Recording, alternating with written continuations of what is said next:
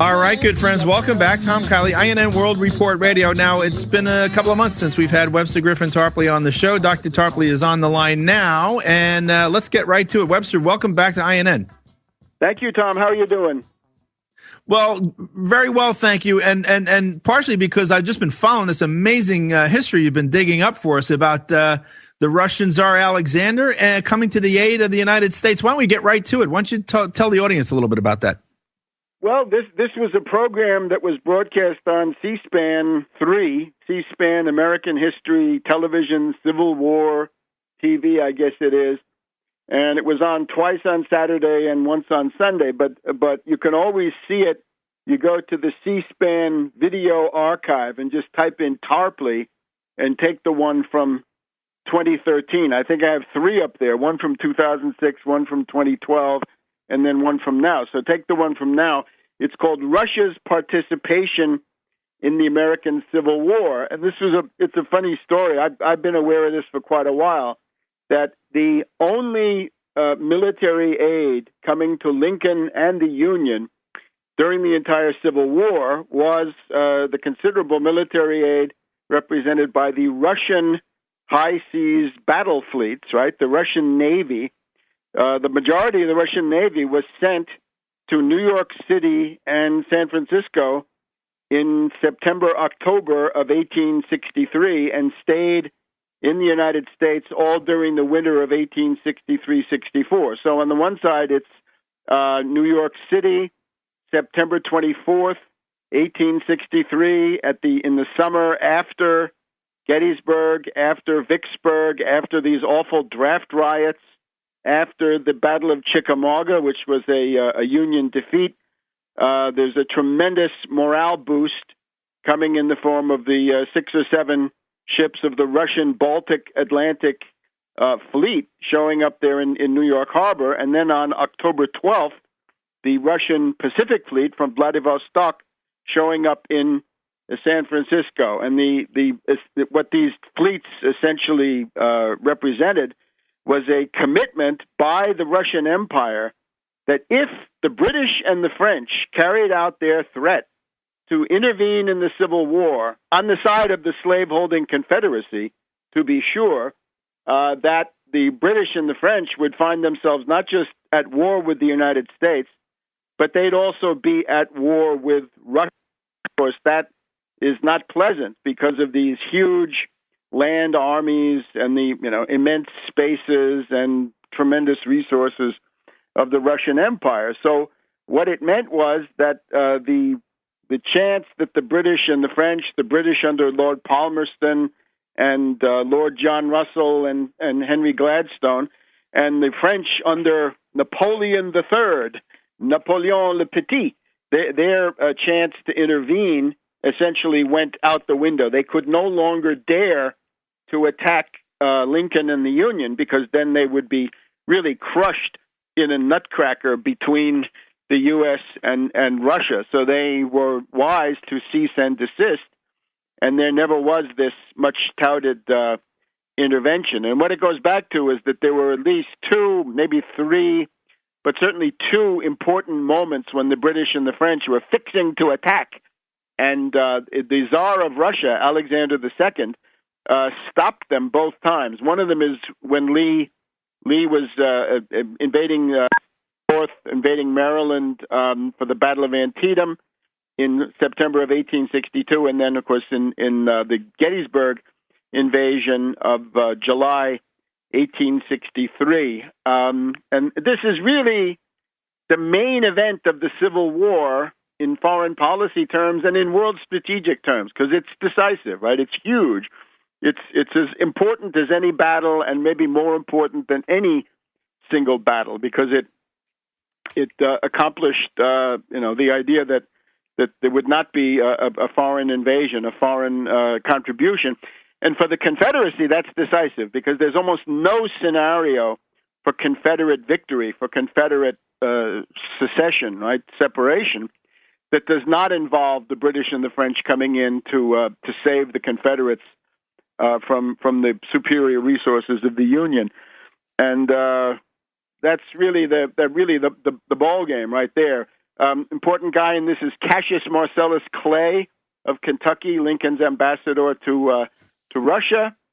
And one of the things I came across is, you think of the Thanksgiving proclamation, right? The first Thanksgiving, the first official federal holiday of Thanksgiving, I guess you'd say, is proclaimed by Lincoln around October 2nd, 1863. That's the first Thanksgiving proclamation. And then you wonder, what is he giving thanks for, right? Gettysburg and Vicksburg, of course, worth giving thanks for, but that's already in the first week of July. We're talking 90 days later, practically 3 months later, and I think you'd have to conclude that what he's giving thanks for is not the draft riots of July and not the defeat at Chickamauga, which was horrendous in September, but what he's really giving thanks for is the fact that the Russian fleets mean that the British and the French will not be able to carry out this long-threatened attack. And if you actually read the text of the Thanksgiving Proclamation, written apparently by Seward, Secretary of State, you'll see that it one of the clauses is sort of, we've been in this civil war. This looks like an engraved invitation to hostile foreign powers to come in against us, but so far we have not had to experience that, so we're going to give thanks, among other things, for that. And that really points you right directly to these Russian fleets. This whole thing has been suppressed.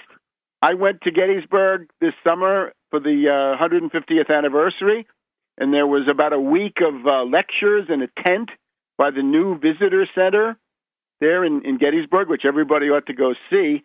But I asked one of the most prestigious professors in the Civil War field, right? Some guy who is on C-SPAN all the time, really. And I said, "Were you aware that the Russian fleet in San Francisco was actually prepared to defend San Francisco against Confederate raiders like the Alabama, the Shenandoah, the Nashville, the Sumter? If they had shown up and started attacking San Francisco, well, they would have had to deal with this 5 or 6 ship Russian Pacific Fleet, which would have been enough to take care of the Confederate raider, and that this was widely known at the time. Right, the Russian admiral was viewed as a kind of savior in the Northern California, right around the Golden Gate.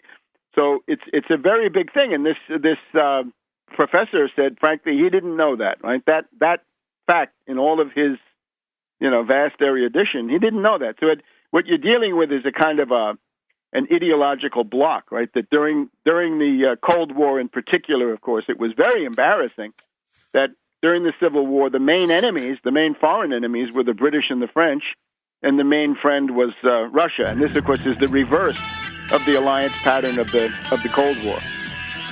Well, speaking of knowledge and why we don't know about it, in your writings, I see apparently Tsar Alexander was asked by the Europeans if he wanted to join in. Should they come and pick over the carcass? Why don't we talk about that when we get back? Sure. Friends, Webster Tarpley on the line. Just a fascinating history he's unearthed for us.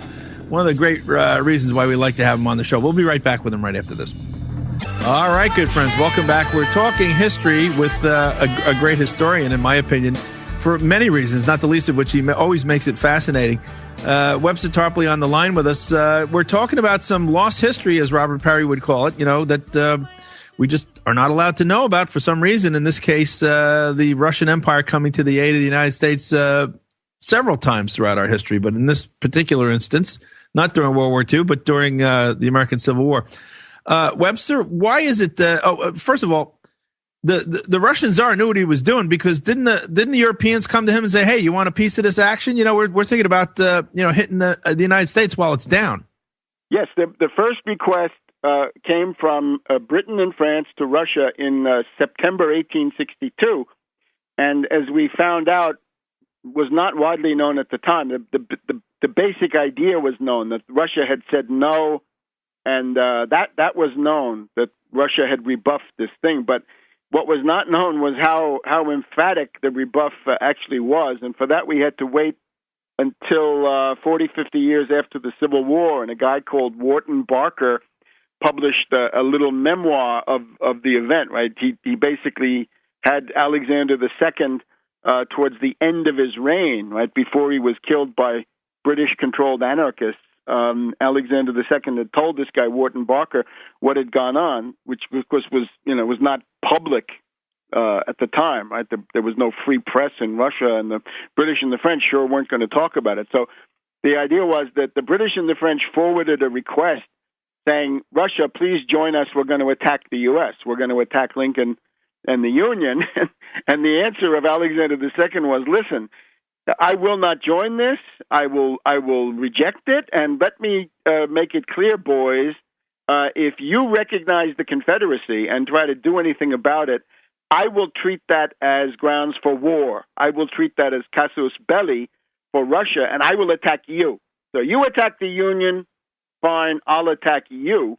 And at that point, the enthusiasm in London and Paris for all this cooled. You have to remember that the Russian land army had reached Paris in 1814, 1815. Right? That was the Russian occupation of Paris at the end of the Napoleonic Wars. So there was a real military capability there, which they had all learned to respect very much, and they didn't want to tangle with Russia again. So that is it's a remarkable statement, and then that is the most emphatic form. But then it was repeated by the Russians, at various other times. And he actually, when Alexander II said, "Not only will I not join you, I will declare war on you," he also said, and I'm going to essentially make clear that this is not some kind of idle bluff. I'm going to send my fleet to New York and another fleet to San Francisco just to make sure you understand that I'm serious about this, right? I'm committed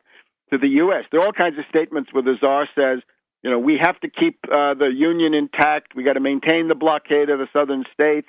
Russia might even help to blockade the southern states, because the great fear of Alexander II was that he would be left all alone in the world facing Britain and France, right? Which is what had happened in the Crimean War, right? In the 1850s, Britain, France, and indeed Turkey, Ottoman Empire, had organized, they ganged up on Russia. That's the Crimean War.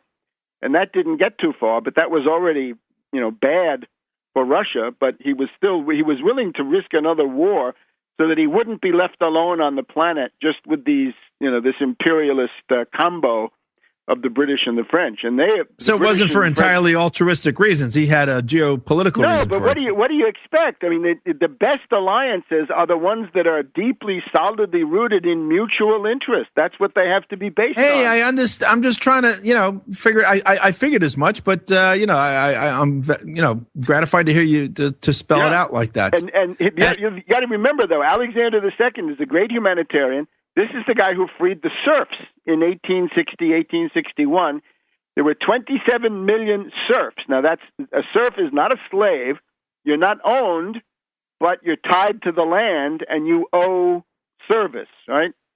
And it's very bad, and it's about as bad as slavery. And he had been responsible for freeing these serfs, and not everything went well with that, but still, that was a tremendous step forward historically to get rid of serfdom in the largest country that still practiced it. Now, in terms of why, right? Why don't people know this? Why is this so suppressed, right? Why is it such a surprise? Most people would say, "Oh my God, I never heard of it," right? They never told me. There are several layers, right? One is the British, after about 1870, they gave up on trying to destroy the U.S. They couldn't split the U.S. They originally thought they could split the U.S. into the Northeast, the South, the North, or North Central, or Midwest, and then some other parts, right? So maybe something going back to Mexico, who knows? But they gave up on that, and they said, well, we got to bore from within. So they started playing the race card, and the race card meant the Anglo-Saxon master race, right? Let's celebrate the fact that we're all Anglo-Saxons, right? We're all part of this mythical, racial construct, and that was powerful. That was one of their stocks in trade. This was very potent for somebody like Theodore Roosevelt, who was very insecure and loved the idea that he shared something with the King of England. There's also the Kennan family, right? George Kennan, the guy who contributed a lot to starting the Cold War. Kennan was a stooge of Harriman in the 1940s. He wrote the so-called long telegram saying that Stalin is going to be your enemy and you better get ready because he's really bad. This was then published in Foreign Affairs as Mr. X. So that's George E. Kennan. His relative, his ancestor, I guess we can say, is another George Kennan, same name, who was a human rights agitator of the 1880s and 1890s. And he went to Russia and he said, oh my God, there are concentration camps in Siberia and political prisoners are being sent to Siberia. And of course, this is not good, but you have to sort of relativize this, right? That's bad, but compared to what? How about the British? When India rebelled in the 1850s, 1857, the so-called Great Mutiny or Sepoy Rebellion, it's sometimes called.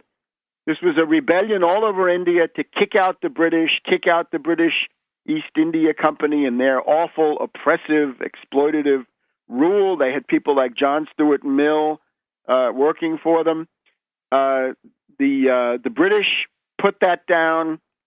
How many did they kill? They might have killed 300,000, 400,000, 500,000 Indians killed in the process. So when the British come forward and say, oh, we're such humanitarians and we're so concerned about the human toll of the American Civil War, maybe we should just intervene, invade and attack and put an end to the killing. Well, again, you can't take them seriously as humanitarians, but Kennan ignored all of that, right? He ignored the crimes of the British and the French and just focused on the fact that there was Siberia with political prisoners. So he did a lot of poisonous propaganda around this.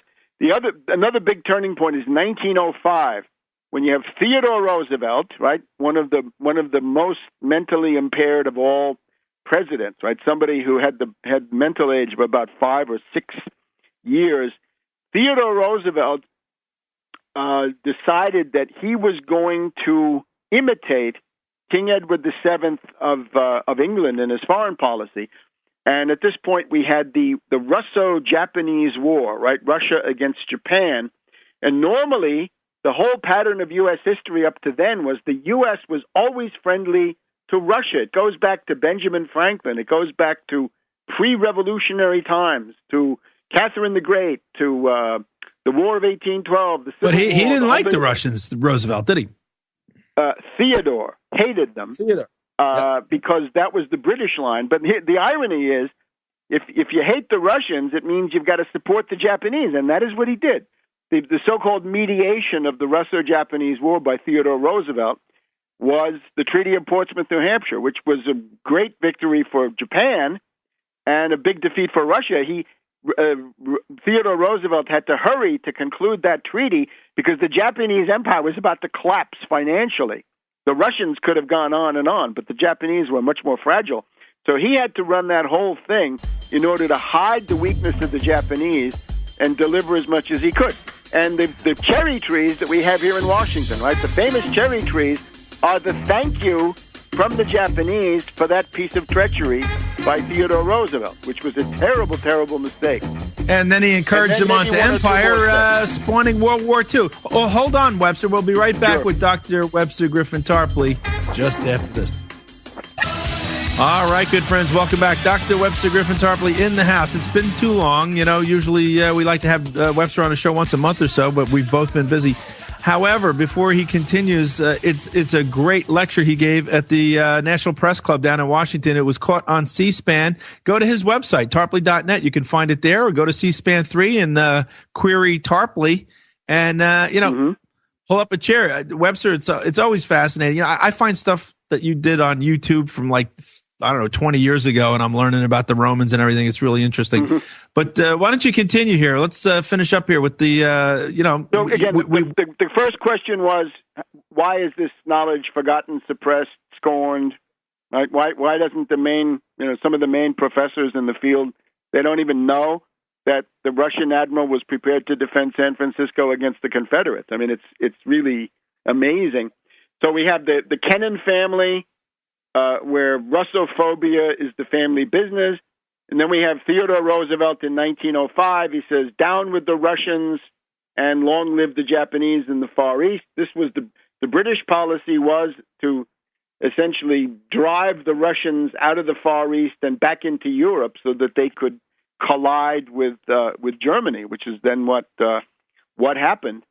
And that means that then the entire liberal Republican universe of academics and the Anglo-Saxon race patriots and all the rest of this stuff, all of those people then essentially become anti-Russian following King Edward VII and our wonderful Theodore Roosevelt. And then, of course, it becomes the Cold War. And all I could say about this is that I quoted in this the talk I gave Walter Lippmann, right? Since we were at the National Press Club, right? Walter Lippmann had been a real fixture of those halls there of the National Press Club here in Washington. And Lippmann, it's interesting, Lippmann wrote in a letter to a friend. He never published it in his column. When Roosevelt had died, there was a breathtaking anti-Russian turn, which was accomplished by this despicable little Harry S. Truman, Ku Klux Klan member from Missouri, ignoramus, puppet. He was run by Harriman and Atchison in foreign policy and by Clark Clifford in domestic policy. And he was so benighted that he often didn't know that he was being run, and other times he did. But Harriman came back. The last thing that Roosevelt had done on this earth was to get into a fight with Harriman, because Harriman said, "Let's pick a fight with Stalin about this, that, and the other thing." And Roosevelt said, "No, we will not. These are minor irritants, and I do not intend to let them become any bigger than they are." So Harriman had a hopeless task in starting the Cold War until Roosevelt was dead. Then he flew back to Washington and began to pour poison into the ears of this little Ku Klux Klan character, Harry S. Truman. And Lippmann observed all this, and he said, look, the main problem here is that the big strategic conflict in the world is between the Russians and the British Empire. And the United States could easily become the arbiter, right, the balancer of that, right, controlling, keeping that on an even keel and, above the fray.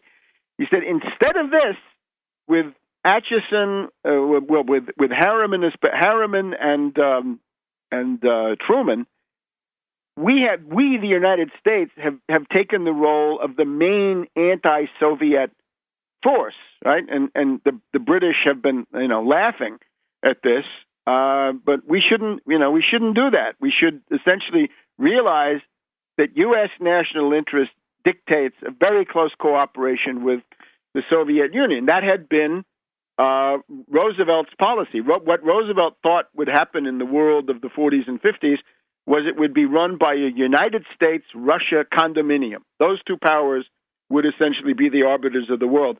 The British Empire would be there formally as part of the Big Three, but in reality they were so weak by comparison to the other two that they would, dwindle away.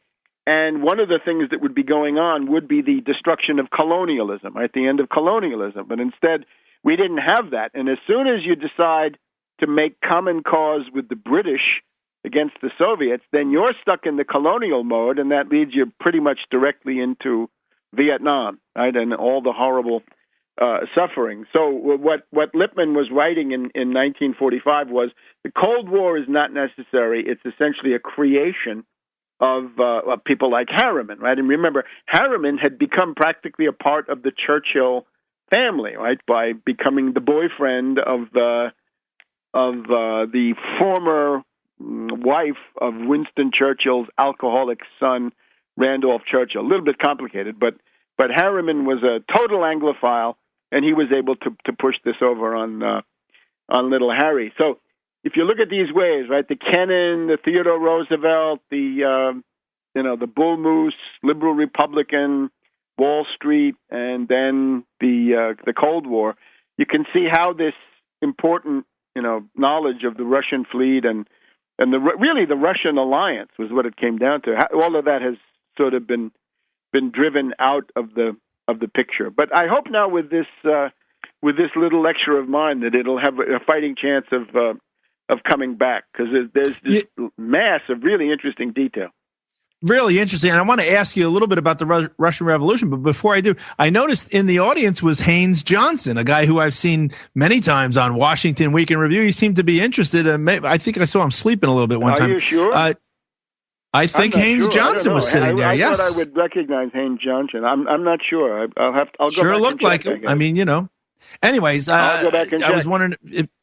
Well, look, why don't we, on this point now, there's a lot of really shrewd people listening in the audience, and a lot of us figure that the Russian Revolution itself was aided and abetted by the city of London. Certainly the Germans helped out, with spiriting Lenin back in, on the secret train and everything.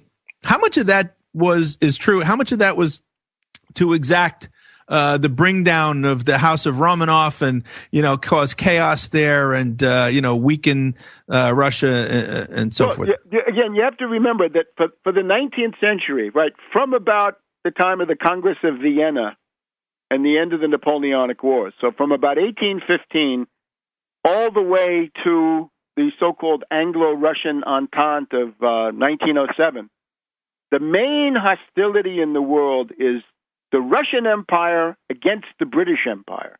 That's the main line of conflict.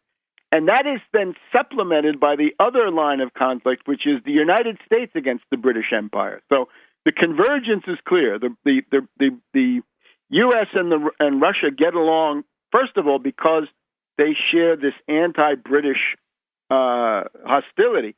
Then, however, there's positive content, and that is the development economics. In other words, protectionism, dirigism, mercantilism, right? The American system of political economy. Alexander Hamilton, Henry Carey, Friedrich List. The Russians had their version of that, right? Essentially, there's a group of Russian modernizers that emerges around Stroganoff, right? And this is quite possibly the inventor of beef stroganoff, or the guy after whom beef stroganoff is named. But he's a top noble prince or grand duke or so forth. So there's a group of about half a dozen of these reformers, and they emerge in the 1840s, and they say, all right, what do we do to make Russia stronger? And three things: free the serfs, go to free labor. Secondly, industrialize the country, build factories, build railroads. This implies you got to have a protective tariff to do that. You can't do it. Nobody can do it. Not Germany, not the U.S., not Italy, not Russia, unless you have a protective tariff.